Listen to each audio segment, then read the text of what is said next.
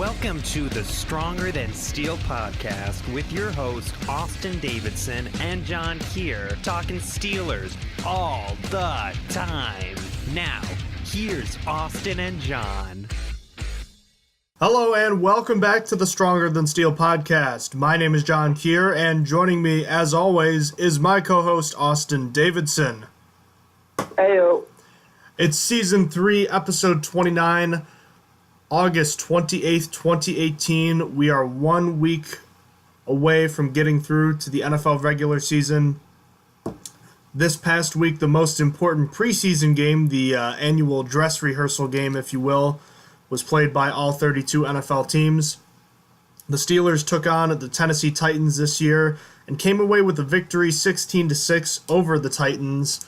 Quite the opposite outcome as we saw last week, not just in score, a high score versus a low scoring game, but just overall performance from the Steelers. Wouldn't you agree, Austin? What were your quick takeaways? I felt much better about the defense after this game. Seeing the stars against the Titans starters calmed my fears. Then Big Ben looked a little rusty out there, but that is expected. He definitely didn't do bad, though. He didn't look bad. And I was very impressed with the Steelers' backs in this game. They all pretty much had a pretty solid game. What were your quick takeaways from the game? I'm in complete agreement with you. This game went about as well as it could have gone for the Steelers, especially on defense. You talk about what you would have wanted to see from this team coming out of this game, or going into the game, rather, and just about everything that could have happened that you would have wanted to see happened. I mean, they got sacks on defense, they got a turnover on defense, they had a nice long touchdown on offense, they were able to move the ball. They had a few nice plays on special teams. It was just an overall fantastic performance, and even though it wasn't a huge margin of victory, I think it goes without saying, but it was a complete victory. I'm going to pump the brakes a little bit on the defense. I'm not completely on the hype train just yet because, A, it is the preseason, and I know that they looked really good against the starting Titans unit, but I do believe the Titans left a few plays on the field, and specifically the interception thrown by Marcus Mariota was just a terrible decision, and I'm not sure that offense is a particularly good unit, so while it's still a very good performance by the Steelers defense, I'm hesitant to say that this is the standard that they're going to be at most of this year. I'm not sure that they're going to be that good against better offensive units because, again, the Titans struggled on offense last year, and then beyond that, they have a new offensive system in this year, so I'm not trying to say that this wasn't a good game or that it doesn't matter that they played well, but I'm going to temper my expectations for now. I'm very encouraged, though, going forward. It was a good sign, and I want to see more going forward before I can say, yeah, this is what I expect from the defense week after week. And just kind of going off of what you said, Austin, 4 years ago, Ben Tate was signed the week before a playoff game and started against the Baltimore Ravens. And, all this time since then, the Steelers have had a few good running backs behind Le'Veon Bell, including D'Angelo Williams, but I think this might be the deepest the running back position has been in that time, and possibly even going back to the last time the Steelers won the Super Bowl in 2008 when they had three capable NFL running backs. It's going to be tough, whoever the Steelers decide to cut, if they end up only keeping three or if they end up keeping four halfbacks. I don't know who you cut. It's going to be tough. I still think Samuels might be the odd man out, but after the way he played this week, maybe that pushes Fitzgerald Toussaint off the roster. I'm not sure. Or maybe Stephen Ridley because he hasn't played much. Either way, these are all talented players, and it's going to be tough to get rid of any of them. Austin, you want to cover the injury report from this game? Sure. From this game, Jesse James injured his back. He had a back contusion, but he is already back at practice on actually not today. It's going to be yesterday when this goes up, or even 2 days ago. He's back at practice Monday. James Washington suffered an oblique injury, which is in his abdominal region. It's considered minor and he should be fine. Marcus Tupper suffered an ankle injury, and that's likely ending his chances to make the team. And then outside of the game, tight end Xavier Grimble got surgery on his hand about, I think, a week and a half ago now. We've just been on a little bit of a break. He says he's going to be ready for week one, but I doubt it personally, but we'll see what happens there. And also outside of the game, T.J. Watt and Ramon Foster returned to practice on Monday. So that's good signs for both of them, as Ramon Foster obviously had the scare earlier in the training camp where they thought we might lose him for the year. But he's already back at practice. And T.J. Watt hasn't practiced since about the beginning of training camp, so this is good to hear from both of them. Do you have anything to add? No, not anything else other than what you added. It's just through 3 preseason games, the Steelers have been very lucky as far as injuries go. And knock on wood, you just hope it continues. Agree. All right, Austin, you want to just jump right into the offensive game recap then? How'd you think the starting unit did? Well, as I said earlier, the backs really impressed me in this one. Samuels and Connor didn't finish with great yards per carry, especially not Connor, but both were really impressed me in the passing game. And Samuels impressed as a rusher, which the stats don't show. But in the passing game, the stats do show. They combined for 10 receptions for 88 yards and caught 10 of the 11 of their targets in this game, with Connor catching all 6 of his targets. If this could stay consistent, the Steelers have the replacement for Bell right here in the form of these guys. 10 receptions for 88 yards from the running backs is exactly a stat line Le'Veon would put up by himself. So that's something to think about. Also, I just want to point out that James Conner absolutely bodied a man in pass protection, knocking him straight to the ground. So that was exciting to see, since James Conner's probably biggest fault is his pass protection. But Nix also looked impressive out there, still looking like an animal blocking, and also caught a 12-yard pass. It was really a nice catch for a fullback, and I think Nix is going to have an even better year than he did last year. But next we'll talk about the offensive line as a whole. They could have done better in run blocking, but they definitely did well in pass blocking, which is what we were accustomed to from them. They only allowed 1 sack, 5 tackles for a loss, and 3 quarterback hits, and that's a pretty solid day for them. I liked what I saw to Marcus Gilbert in this game specifically. I really thought he looked the best out there. Maybe this will be the year he finally cracks the Pro Bowl, but here's hoping anyway. Moving on from offensive line, let's talk QBs. Ben got to start and played for a pretty long time, actually, more than I would have expected. He was playing until there was 9 minutes left in the second quarter, and he looked decent. He threw a really nice touchdown to Justin Hunter right where he could catch it, but he was also responsible for Jesse James getting hurt, overthrowing him twice in the game. The second time caused him to get submarined and land on his back. Ben actually came out and took responsibility for it, too, so I respect it. But luckily, James O'Kane's already back to practice, as we said. After him, Jones played next, and he did okay as well. That interception that he, quote, threw, I don't count whatsoever. It's Justin Hunter basically handed the defender the ball. It hit him right in the chest. I thought it was a great ball thrown by Landry with tight coverage. Then, to play the second half of the game, Rudolph came in, and like Landry looked decent. I don't really have much else to say about Rudolph's performance, but he just looked decent. Finally, let's wrap this up with the receivers. It was a mixed bag. Juju looked solid there for the most part, leading the receivers in receptions, but he really had a bad drop on a free play by Ben that got where the Titans went offside. So I guess at the end of the day, it was a free play and wasn't bad that's where the drop came, but he would have gained like 15 yards if he just caught it, and probably more. That's a understatement, 15, I'm sorry. Justin Hunter is next, and Justin Hunter was also mixed. As I mentioned already, he caught a nice touchdown from Ben, but also basically gave Jones an interception. He, in my eyes, fumbled, but on what was a perfectly placed pass.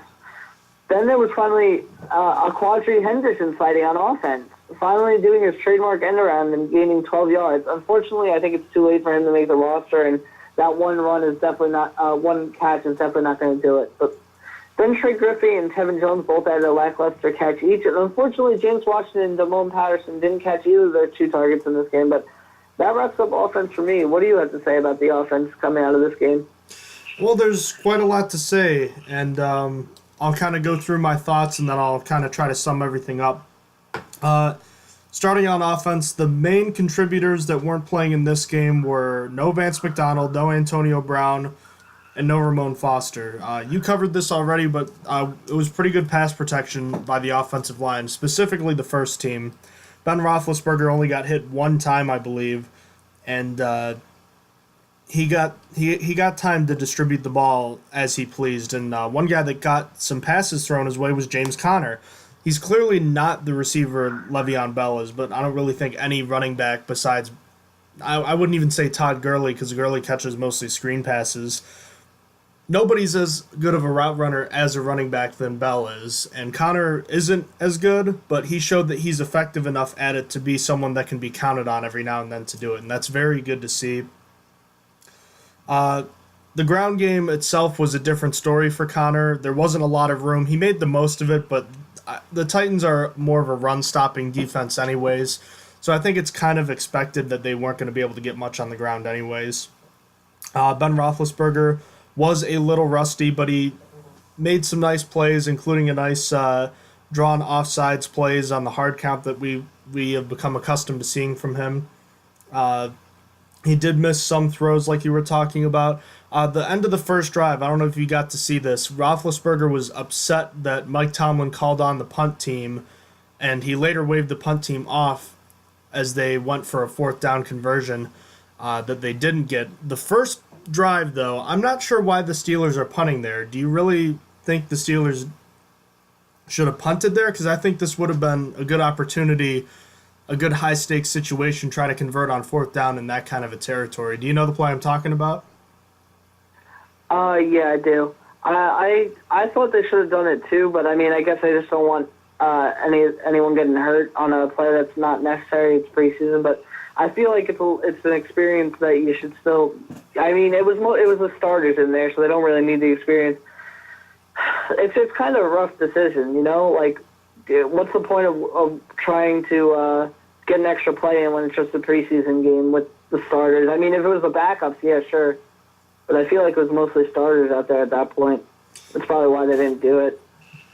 I still think they should have gone for it just because I think guys like maybe Justin Hunter, you could have seen maybe something that he could have done on that particular play, or you could have tried something else because you can't have enough practice in my mind on those kinds of plays with the starters.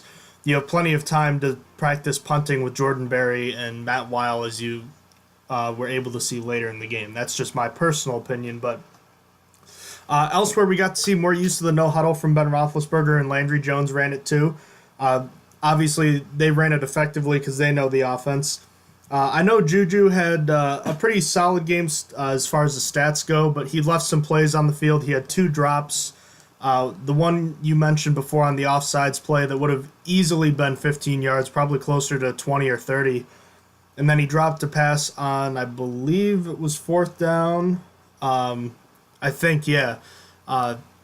That's a tough catch to make, but those are the catches we were used to him making last year, and the old saying is your hands are both on the football, you got to make the catch. I'm not a huge proponent of that, but in that particular case, I think he should have caught it. The touchdown pass to Justin Hunter, 32 yards, was a good catch and an even better throw.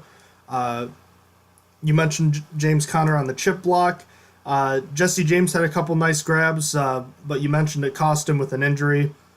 What else? Oh, yeah, and then the Justin Hunter play after the touchdown, Landry Jones came on as the quarterback, and he was leading the Steelers down the field after the interception by Terrell Edmonds, and a pass that wasn't a great throw, but it was good enough, again, where the catch should have been made. Hunter bobbled it, and it turned into an interception, which, as you mentioned, was not Landry Jones' fault whatsoever. So clearly, Hunter continues to show the inconsistencies that we're used to seeing from him. You mentioned Jalen Samuels looked pretty good in this one. I'd agree with you. Roosevelt Nix had a nice catch, which you also talked about. The penalties on Mason Rudolph's first drive of the game really derailed great efforts by him and Jalen Samuels. I believe there were penalties on Chuks Okorafor. There was a delay of game on Rudolph in the offense, and there was a holding penalty by Marcus Tucker. Tucker in particular struggled in this game. You mentioned the Quadri Henderson play, a little too late in my mind for him to be able to make the roster. Bucky Hodges had a nice pull block, and I know he's not very good at it, but he does show effort, which I'm very happy to see, but it's clear that sometimes he really just doesn't know what he's doing.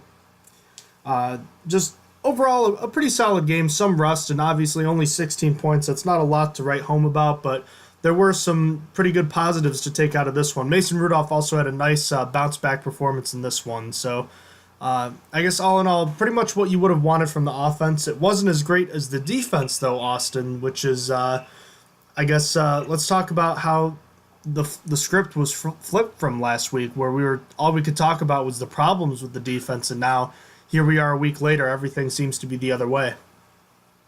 Yeah, it's going to be really hard to say some bad things about this unit. I can't really think of anything. They all just had a complete day. I feel like they performed really well in pass rush, especially. It's against the Titans' starting offensive line for the most part, which is one of the best in the league. Hooks, Williams, Adaney, Hayward, Tuitt, and Huguenin all got sacks in this game. It was very exciting. That's 6 sacks if you guys can't count at home.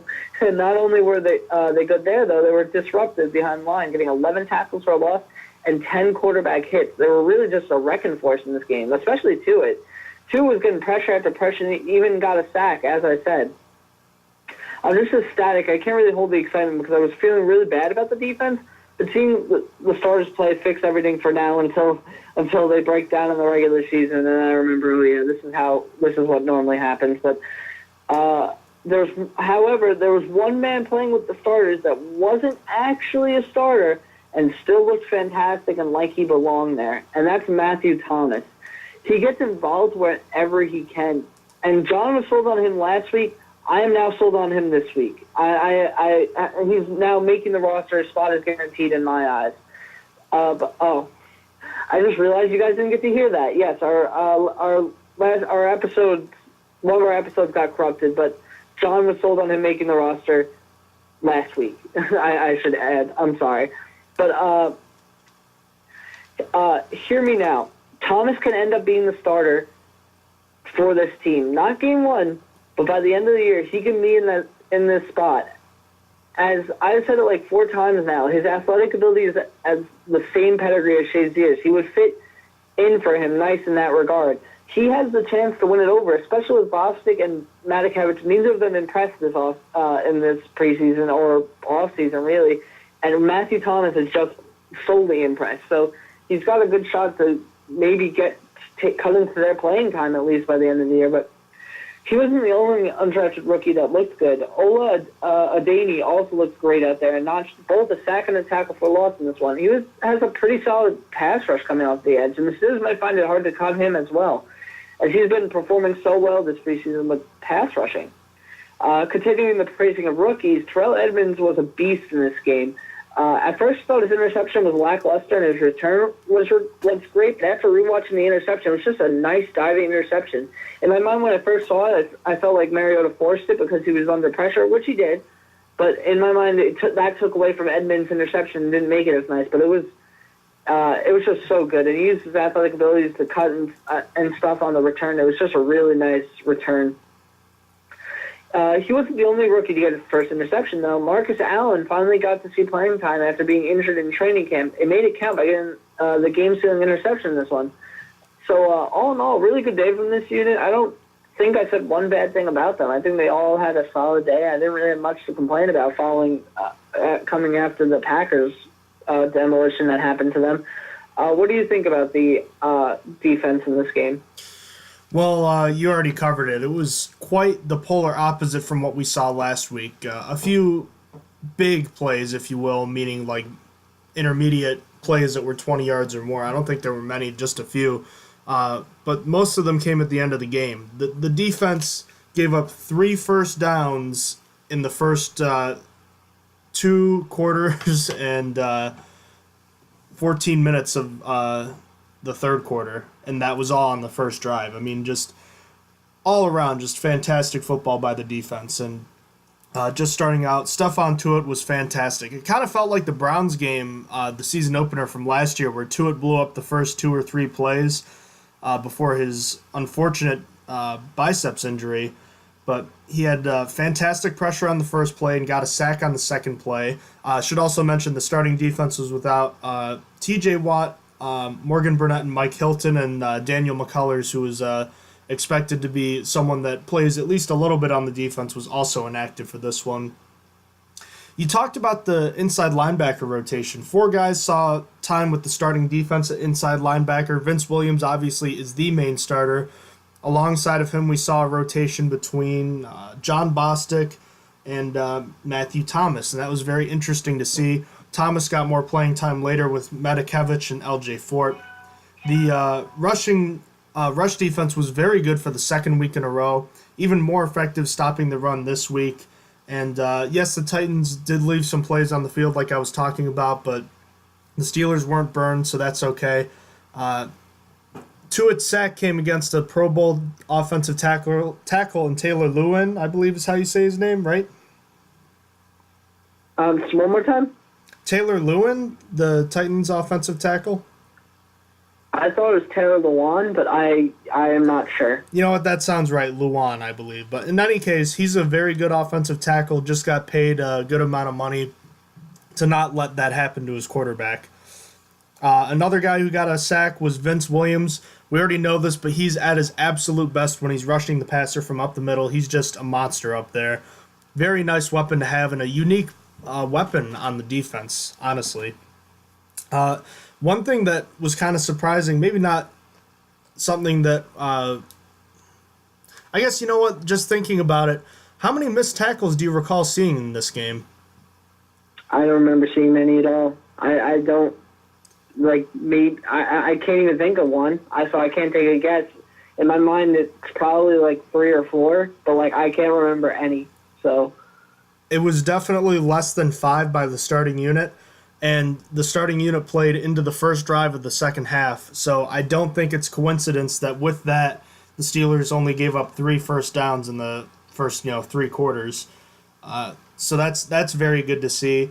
Terrell Edmonds had a very nice interception. Yes, it was kind of gift-wrapped to him by a bad decision by Mariota, but hey, you're paid to make plays on the ball, and that's what he did. He's now had 2 turnovers the last 2 weeks. The first team defense, like I mentioned, 1 half and 1 drive. Great overall. They stopped the run, got 3 sacks, an interception. They got off the field. They didn't give up chunk plays, and they tackled well. That's everything you could have wanted to see. Elsewhere, backup outside linebackers Olasunkame Adeni and Keon Adams both set the edge well, and they both seem to be rushing the passer with effectiveness.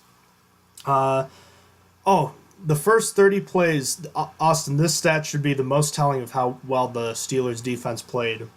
The first 30 plays of the day for the Titans netted them just 59 yards.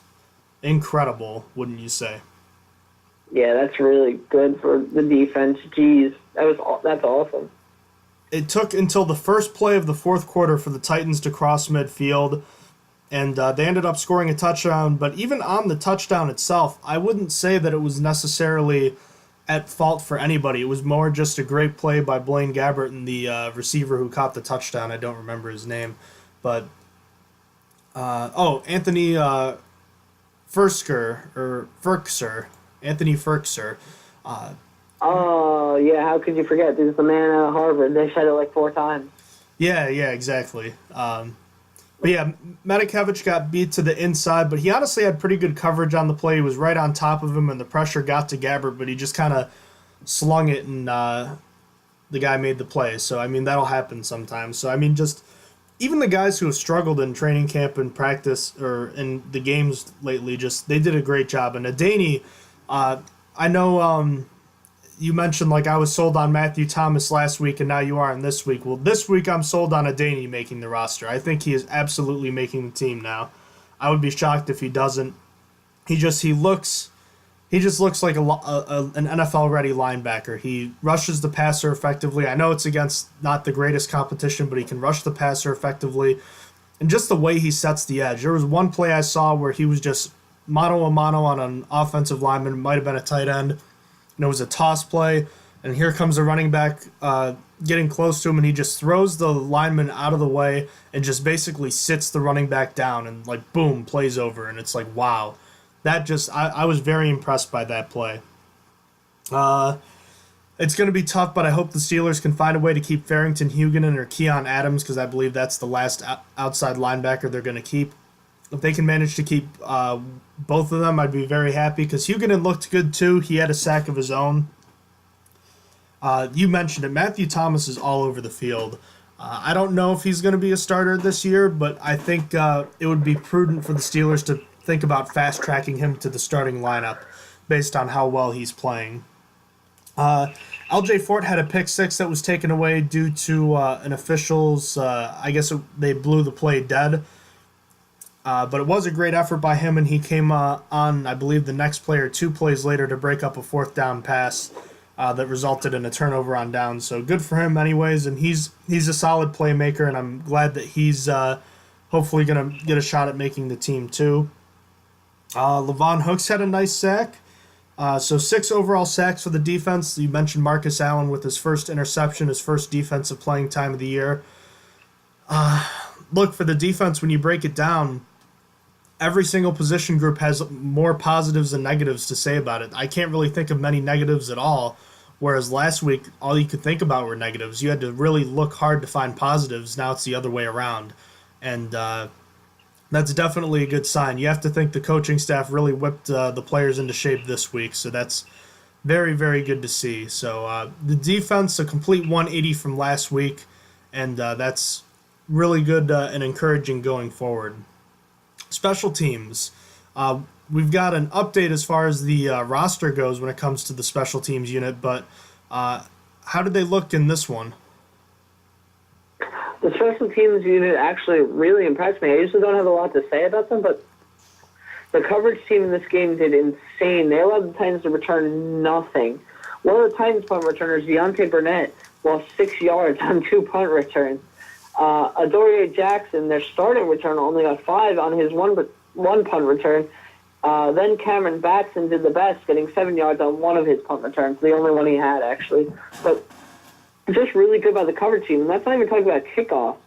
On the Titans' 5 kickoff returns, they averaged 17.4 yards per return, so a really good day. That's less than where the old kickoff would have been if you took a knee in the end zone. But not all special teams was great, though. Boswell, per usual, was perfect. I'll mention that quickly. But the returns were terrible. Sutton fumbled. Luckily, Rosie Nix recovered it. And then Henderson really didn't do much, which led to the addition today that we'll talk about later. But you know it's bad when they literally go grab a guy for his special teams return ability. But finally, something interesting developing is that there's an ongoing punter battle between Barry and Matt Weil. And that will be determined after this game. Matt Weil punted 3 times for an average of 48.7 yards per punt, getting 2 of his punts inside the 20, while Barry had 2 punts for an average of 43.5 yards per punt, with 1 of his punts going inside the 20. It will be a close call who will win the job, because even though it's Barry to lose, cost has to play a factor, and Matt Weil will be the cheaper option going forward. So that's going to be something to monitor following this last preseason game against the Panthers, as who's going to win the punting job. But what did you see from special teams in this game? Do you have anything to add? Not much based off of what you already said. The opening kickoff of the game, I'm not sure why Toussaint decided to return that. He's not making this team or getting cut based on his ability to return, so I'm not really sure why he felt the need to catch a ball that was likely going out of bounds. Jordan Berry's first punt was good. Brian Allen had fantastic punt coverage, and you mentioned the coverage teams were good all day. Cam Sutton fumbling kind of reminded me with the whole acquisition the Steelers had today as far as a return man goes. Reminded me of the Eli Rogers fumble at the Bears last year where he got hit, fumbled, muffed the punt, and the Bears recovered, and then we didn't see him returning punts again until I think it was week 16 on Christmas Day against the Texans, so something like that. So it was like he got banished, and I'm wondering if that's what's happened to Sutton here as far as the punt returning goes. Chris Boswell was money, as he typically is.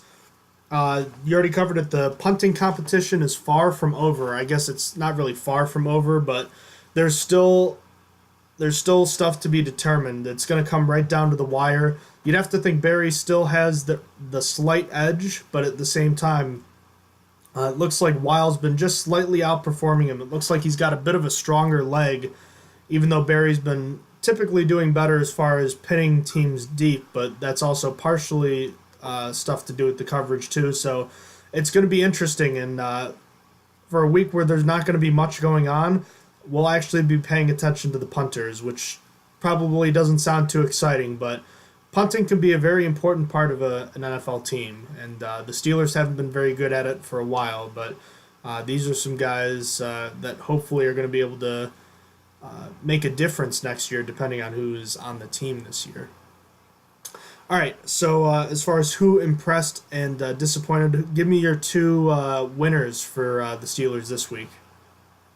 My first one is going to be Matthew Thomas. If the first episode was posted, you would know this would be the second straight week that I'm having Matthew Thomas impress me.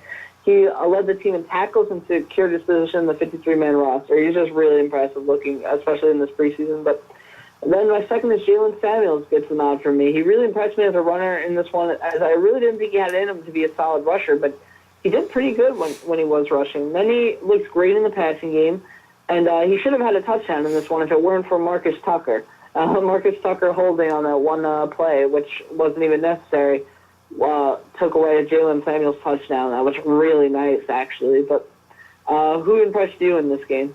Staying with the running back group, I'm going to talk about James Conner, and I mentioned it at the top. He's clearly shown that he's a new player compared to the guy the Steelers drafted last year. He was okay last year, but he's just faster, he's more agile, he just looks overall better, and he's pass protecting better, and he's catching the ball a lot better than he did last year. His versatility and growth from year 1 to year 2 just continues to impress me, especially after suffering a season-ending knee injury. Yeah, he's never going to threat Lev Bell as far as a starter goes, and he's not going to be the same kind of receiver that Bell is outside, but it's just nice to see that he can do those things at least sometimes, and it's very encouraging going forward that he could be the guy going forward next season, so that's good to see. And then on the opposite side, it's Stephon Tuitt was my big winner. Look, his performance, we've said it all offseason, we said it last year too. His performance on defense is crucial to how well the defense as a whole will play. With him and Hayward playing at their best, because they've rarely played together at the same time, when they're both on top of their games, we can see just how good they are. They all, Tuitt and Hayward had sacks, and Tuitt just looked like the player we knew he could be, the player that we saw against the Browns last year. He just kept getting after Marcus Mariota, and three plays off the top of my head, he was either getting a sack or forcing an early throw, and that's very important to see from a guy who's supposed to be one of the key cogs on your defense. The Steelers are going to be a much better defense if he's doing those kinds of things week in and week out. I had a couple honorable mentions in Ola Adeni and Terrell Edmunds. I think Adeni all but secured his roster spot by continuing to successfully set the edge, and he picked up another sack. And Edmunds, as we both know, he didn't get a first-round grade, but I think with each passing week, that pick is starting to look a little bit better. And even though he gave up 2 touchdowns last week, he still has 2 turnovers the past 2 weeks. And if he keeps making plays like that, we saw how fast he is. He's not Ryan Shazier to be sure, but he could still be an important part of this defense, and he'll make his loss feel a little bit less of... it'll make the void left by Shazier not being there a little bit less than what it was last year. As far as losers go, Austin, this could be kind of a nitpicky kind of segment here, but look, someone's got to be a loser, right?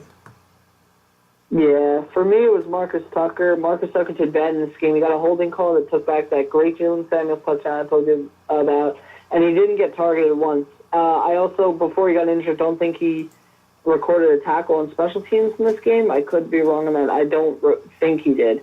But with the new addition today, he's unfortunately not going to make the roster, but he's still practice squad eligible. As for the second guy, I couldn't think of anyone on defense that really disappointed me, so I'm going to go with Damone Patterson. I really wish he had another solid game. I still think he could be a diamond in the rough, but the wide receiver room is just too full now. Hopefully he'll be on the practice squad because he's definitely practice squad eligible as he's a rookie this year. Who disappointed you in this game? The first one is James Washington, and it really doesn't have anything to do with his performance, but it's because he got hurt, and it's disappointing because he's not going to get another chance to play with Ben Roethlisberger until the games really matter. So it's going to be up to him and Roethlisberger to really get that chemistry going. Yeah, that to the fact that Justin Hunter was playing with the starting offense in this game should tell you how the Steelers coaches are probably going to be splitting up the playing time early on in this one. So it looks like it's going to be Hunter and not Washington, which is obviously disappointing for both of us. I would imagine. Oh, yeah, that's terrible. I would imagine that's also the case for most of Steeler Nation as well, but time will tell. Jordan Dangerfield is my other loser. I'm kind of nitpicking here as well. Dangerfield didn't have a great game, though. He went for an interception and missed, which led to a big gain. He got a taunting penalty that led to the Titans' only touchdown of the day. He dropped an interception that would have been a tough interception anyways. And he got run over on one play, which is going to happen when you're facing a big running back that's running into you. Look, I mean, it happens. So, not the best performance from Dangerfield, but again, it's not like Nat Burray from last week where he just completely got run around by a tight end and just got beat to the end zone. So just a nitpicky loser segment there, but nonetheless, we had to include it anyways. So the Steelers moved to 2-1 on the preseason. Last week is the final preseason game. A lot of players we'll be seeing for the last time in a Steelers uniform and maybe an NFL uniform forever. What are your last thoughts on this game or anything going into next week? This was the most complete preseason game the Steelers had, and it was exciting to see all the stars out there. I just want the regular season to begin. That's really all I have to say. It's we're getting close. We're basically a week and a half because all the preseason games are played, I believe, on Thursday this upcoming week. So it's going to be a quick turnaround. And then it's a whole week until the first game, and then it's 3 more days until the next games. So we got a bit of a ways to go, and this will be the hardest game to watch. I'm telling you that because the first preseason game is always football's finally back, and then the second game, it's like, all right, some starters are playing. Third game is the dress rehearsal game, and then the fourth game is just nobody's playing. It's just it's guys fighting for the last roster spot, so it won't be a whole lot that's exciting, but hey, we'll get to see Josh Dobbs audition for another job in the NFL, and hopefully, if the Steelers are lucky, they'll be able to still stash him on their practice squad, but time will tell. Elsewhere around the Pittsburgh Steelers, we didn't get a chance to talk about this earlier. Steelers wide receiver Eli Rogers, who has not been activated off of PUP, has been suspended 1 game for breaking the NFL's PED policy. He's likely going to be starting on the PUP list or IR, so that's not really going to matter a whole lot anyways.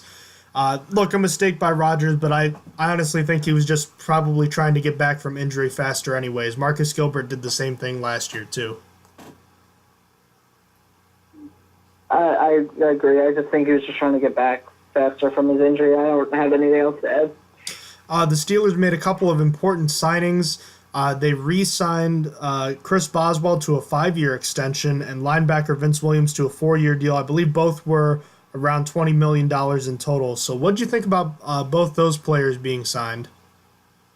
I think both deals were pretty solid. I like the Boswell one more because Boswell has been so clutch. He came right after the Steelers made the mistake known as Josh Scobie, and he's been reliable ever since. Having a reliable kicker is underrated in the NFL. Look at the Chargers of last year and the Vikings with Blair Walsh. Having a solid kicker matters. Then with the Vince Williams deal, it was pretty solid as well. I think him sticking with Steelers, I like him sticking with the Steelers as he's been solid thus far, and I really like him off the field. I think he represents the Steelers well, and I'm glad he's back for 4 more years. Not great signings, but definitely both good signings. What do you think of the signing? I'm in agreement with you. I like them both, but I don't love them both.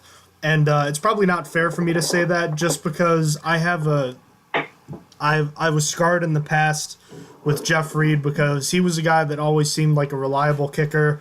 And all of a sudden, just one year in 2010, he just completely, his play just fell off a cliff. And it was just the most confusing thing ever. And just knowing that kickers can just, if they lose their confidence, it's over with. It makes me nervous that could happen at any time. But there's really no reason to believe that that's going to happen to Boswell. He's been the most reliable player when called upon by the Steelers in recent memory of any player on the roster. So, I mean, he's legit for sure. He's as automatic as they come, and he really could be the best kicker in Steelers history when all's said and done. Linebacker Vince Williams went from an unknown 6th-round pick to the signal caller on defense this year. He certainly earned the contract extension. It's quite a journey. It's not the Tom Brady, Antonio Brown story where they become the unquestioned best at their positions, but it's certainly a great story for him. The 6th-round picks don't typically make it in the NFL for more than a few short years, and Williams has turned his fringe roster spot into a guy that's had 2 contract extensions. And last year was his first full season as a starter with 8 sacks at the inside linebacker position. Looking for bigger and better things this year and beyond, and I think he can do it. All right, the big news of today, the Pittsburgh Steelers conducted another trade with the Oakland Raiders and John Gruden. In this case, the Steelers picked up wide receiver Ryan Switzer, a second-year player from the University of North Carolina, spent last season with the Dallas Cowboys and caught all of, I believe, 6 passes before being sent to the Oakland Raiders. The Raiders then flip him to the Steelers for the Steelers' 5th-round pick. That's what it looked like it was going to be at the time, and then details then came out that the Steelers were picking up the Raiders' 6th-round pick. So basically, in exchange for the Steelers' 5th-round pick, they dropped back several picks for the next round and also get Ryan Switzer, who is only 5'8", but looks like he'll be at the very least a return man, and at the best maybe a potential slot option. So what do you think about this? At first, when the first reports were that it was a 5th-round pick being sent over and that was it, I was a little upset, but after all the details came out, I love this trade. It's exactly like the trade last year for McDonald. The Steelers will likely finish, let's say, the 5th best in the league this year, giving them the 28th pick in the draft. Now, I don't think highly of the Raiders. I think they're going to finish 6-10, exactly as they did last year. And comparing to this past draft, 6-10 got the 9th overall pick. It's essentially moving back 14 spots, and that's it. I love the deal. It finally gives the Steelers a return man. They've been looking for to replace Brown for that job. So I'm a big fan. It's low risk, high reward. Just move back 14 spots. I mean, that's probably on the low end. It's probably going to be more like 18 spots, but we'll see. We'll see what happens. Ideally, the Steelers win the Super Bowl, and it's better than that. But what do you think of the trade? I mean, it's you're right. It's low risk, high reward. Best case scenario, Switzer is a great punt returner, and he can return kicks, and he can contribute a bit on offense. And worst case scenario, he just doesn't work out. And you move back, let's just call it 16. We'll split the difference there. Call it 16 picks, and that's worth it to me, especially when you're talking that late in the draft in the middle to late rounds.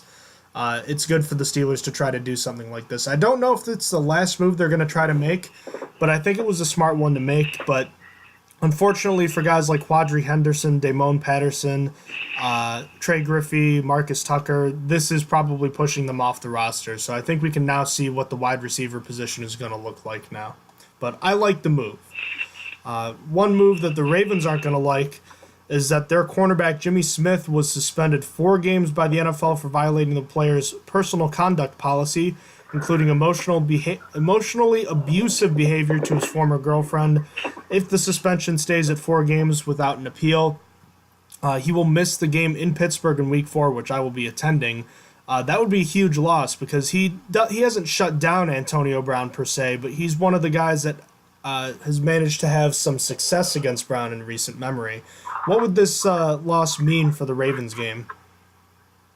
This is going to be big. I always think of Jimmy Smith as the biggest problem for Antonio Brown. Like, he's not the best cornerback in the league. He's probably not even in the top 5. But he knows Antonio Brown so well that it feels like every time that they play against each other, he does well. Like, he just knows Antonio Brown well from seeing him so often. But you saw we saw in person what they did when they didn't have Jimmy Smith. Antonio Brown had a field day without him.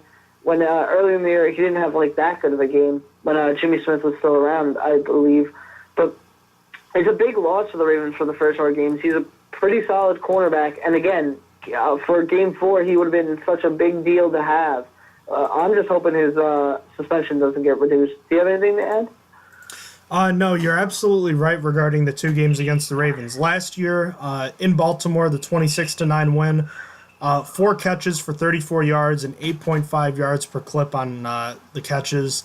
Not really a huge factor. And then obviously the game in Baltimore, or in Pittsburgh, which you remember, 11 catches for 213 yards. That's quite a difference. So he's definitely he definitely knows how to guard Antonio Brown. All right. Penalties for the NFL's new helmet rule were down league-wide this week in the third week of the preseason. I don't recall seeing one. There might have been one in this game, but I don't really recall it being a big talking point like it had been the previous 2 weeks. And I got to say, I'm a huge fan of that. Now that there's been some clarity from statements that were released, it's clear that this situation is getting better, and it was a concerning trend, but we probably all blew it a bit out of proportion at the time. The NFL did the right thing here. I agree. I think it was better to cut down on it. As of yesterday, New York Giants wide receiver Odell Beckham Jr. has become the highest paid wide receiver in the NFL with a 5-year deal worth up to $95 million in total and $65 million in guaranteed money, averaging out to about $19 million per year. OBJ resets the wide receiver market, meaning Antonio Brown is no longer the highest paid wide receiver. If you're the Giants, is this a smart move? I think it is. It's you got to keep your players happy. He may not be the best wide receiver, but Giants had to pay him that way or face losing him. Similar to how the Lions had to pay Matt Stafford just like a few years back, like as a top quarterback when he's not a top quarterback. But in my mind, he is a top 4 receiver, Odell. No matter where you rank him, he's coming back from the injury, which is rough. But I think he'll bounce back. What do you think of the deal? I'm in complete agreement. Players reset the market all the time.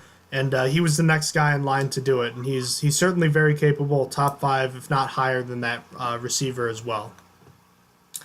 Another receiver that is not having so good a day was Marquise Lee, the top wideout for the Jaguars. He is done for the season after injuring his knee. Lee underwent surgery yesterday, leaving the Jaguars' top wideouts as second-year wide receiver Keenan Cole and Dede Westbrook, along with free agent acquisition Dante Moncrief and a couple other players, which you will get to in a moment. But there were also questions about the Jaguars picking up a player on waivers or free agents, which I thought about Des Bryant, but apparently Doug Marrone mentioned that that's not going to happen. But he didn't rule out a free agent acquisition in the future. So what do the Jaguars have right now, and what are they going to do? Yeah, they actually drafted a wide receiver in the second round, DJ Chark out of LSU. I looked at him pre-draft, and I liked him. I thought he was too high for the Steelers, which he did. He went in the second round to the Jags, but I think that he could be pretty solid. I think he could be their number 1 wide receiver and work out there. I liked him personally. And along with the Dez thing, yeah, Marrone said no to that. Marrone said he wasn't bringing in Dez anytime soon, but I think they will add another receiver later. I think that after when teams get down to the 53-man roster, I think they're going to pick up one of the guys that someone cut. You mean like the Patriots? What do you think of with the Jaguars wide receiver position right now? You mean they could pick up someone like the Patriots dropped receivers? I mean, maybe. If the Patriots don't want them, though, I don't think anyone's going to want them because the Patriots need wide receivers. Is Jordan Matthews on an NFL roster right now? Is Jordan Matthews? No. Jordan Matthews is still a free agent. Huh. I'm kind of surprised by that. It's just he's always injured. Always. That's true. That is true. Speaking of Patriots receivers, we were getting to this point. Wide receiver Eric Decker announced his retirement this past week, leaving the Patriots with this list of capable NFL receivers, not including Julian Edelman for the first 4 weeks of the season, including guys like Cordarrelle Patterson and Chris Hogan, Matthew Slater, and I'm forgetting one other player. But they have 5 receivers that have played in an NFL game on their roster right now. They have combined for 395 career catches.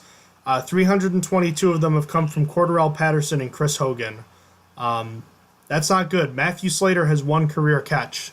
So you're talking about 2 other guys to split up about 70 catches. So that's not good. That's not good at all. And I honestly, I don't know what's going on here.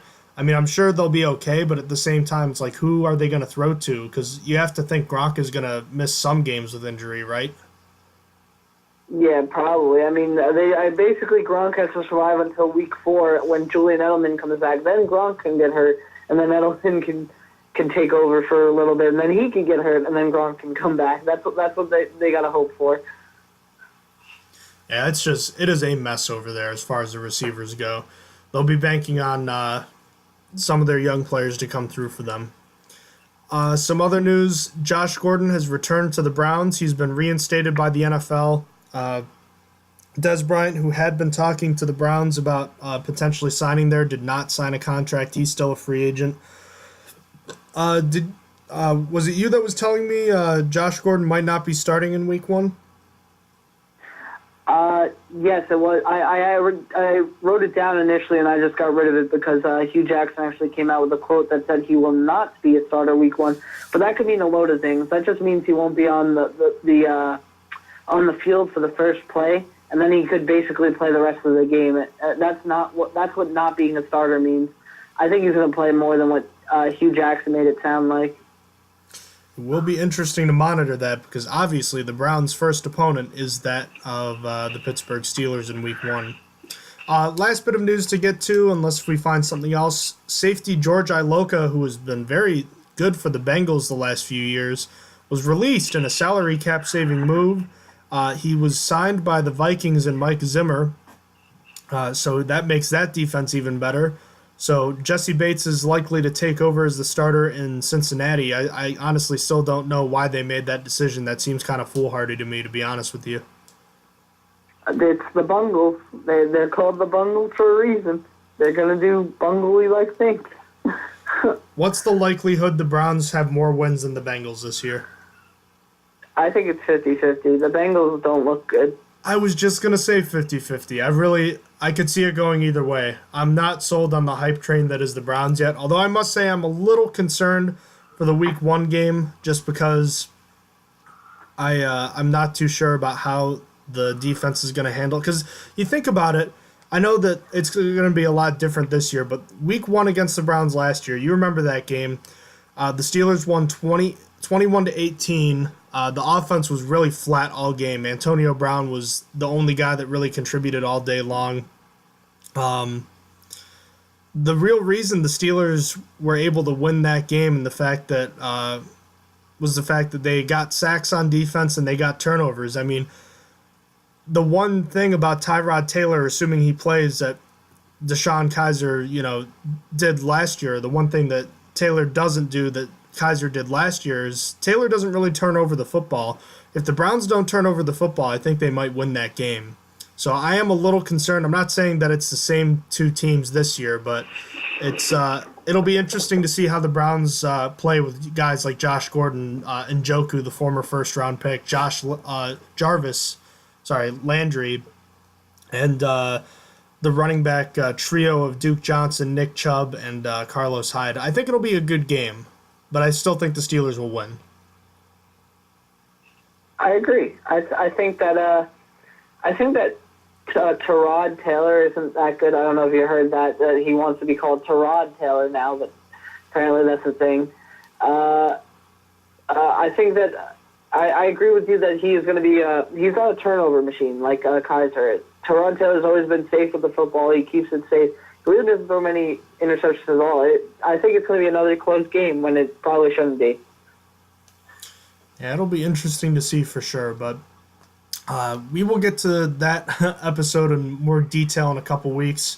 But for right now, the Steelers are 2-1 heading into their final preseason game in a complete performance in the 16-6 win over the Tennessee Titans. Everything that you could have wanted it to be if you're a Steelers fan, so that's good news, and we're going to have some news about the podcast and some fantasy football talk for our next episode, so make sure you stay tuned for that. But in the meantime, make sure you check us out on Twitter at @stronger_steel. Check us out on Instagram at @stronger_steel_NFL, and visit our website, strongerthansteelnfl.blogspot.com. And don't forget to email us with any questions at strongerthansteelpodcast@gmail.com. Or sorry, there's no at the first time, I'm tired. It's strongerthansteelpodcast@gmail.com. So, ladies and gentlemen, thank you for listening tonight and or today, depending on when you're listening. And you have a terrific day, and go Steelers. Go Steelers. You have been listening to Stronger Than Steel podcast. Thank you for joining us today, and don't forget to check out our website listed in the description below.